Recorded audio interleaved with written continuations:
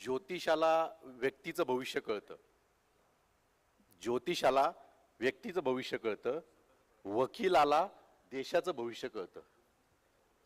आज देशामध्ये ज्या प्रकारची अघोषित आणीबाणी आणि असदृश्य मनू वावरतोय तो पहिल्यांदा लोकांच्या डोक्यातनं काढला पाहिजे। मला असं वाटतं की मला माहिती असलेला जो इतिहास आहे साधारण 1200च्या काळापासूनचा, म्हणजे ज्ञानेश्वर महाराजांपासून तुकाराम महाराज असले, छत्रपती शिवाजी महाराज असले, डॉक्टर बाबासाहेब आंबेडकर असले, महात्मा गांधी असले किंवा पुढचे अनेक जण असतील, हे सगळे सुधारणावादी बंडखोर होते। आज असा सुधारणावादी बंडखोर जन्माला आलाय का नाही, का इथं फक्त सगळे षंड जन्माला येत आहेत, याची आम्हाला भीती वाटते। आमच्या समोर येणारी जी पिढी आहे त्या पिढीसमोर जे संकट उभं घातलेलं आहे या मनुवादी सरकारमुळे आज समाज भेदण्याचं, जाती जातींमधली जी एक संतांनी घातलेली चांगली वीण होती ती जे उसवण्याचं काम गेल्या 12-13 वर्षामध्ये नव्हे गेल्या 70 वर्षामध्ये जाणून बुजून केलं गेलं, त्याचे आज आपल्याला हे परिणाम दिसत आहेत। आणि आपल्याला या सगळ्या विरुद्ध एकजुटीने उभं राहावं लागेल। जेव्हा मला संदीप बर्वेंचा फोन आला की सर आपण अशी अशी सभा घेतोय जिथे परिवर्तनवादी सगळ्या संघटना पक्ष एकत्र येत आहेत, मला म्हणलं मी येणार। आज देशापुढे प्रचंड मोठं संकट उभं राहिलेलं आहे।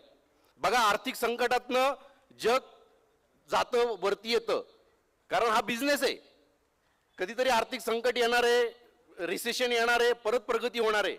पण जे सामाजिक संकट हे मनुवाद्यांनी आणलेलं आहे त्याच्यामुळे देश काही वर्षांमध्ये फुटतो का काय अशी भीती मला वाटायला लागलेली आहे।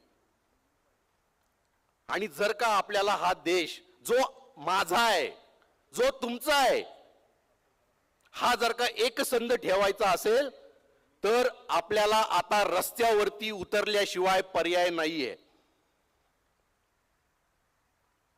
आज त्यांनी सगळ्या प्रकारच्या टेस्ट करून बघितलेल्या आहेत की समाजामध्ये सुधारणावादी काही नेतृत्व निर्माण होतंय का, समाजामध्ये काही बंडखोर नेतृत्व तयार होतंय का, आणि जो बंडखोरीचा प्रयत्न करतोय त्याच्यामध्ये वेगवेगळ्या एजन्सीज लावून त्याला आपल्या कबिल्यामध्ये कसं घ्यायचं हे सगळे प्रयत्न त्यांनी केलेले आहेत, सुरू आहेत।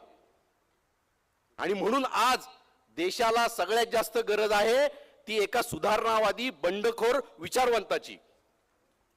आणि आज हा जो मंच आहे, आज जे न्यायमूर्ती बीजी कोळसे पाटील इथे आलेले आहेत, कन्हैया कुमारजी इथे आलेले आहेत, ही त्याची सुरुवात आहे।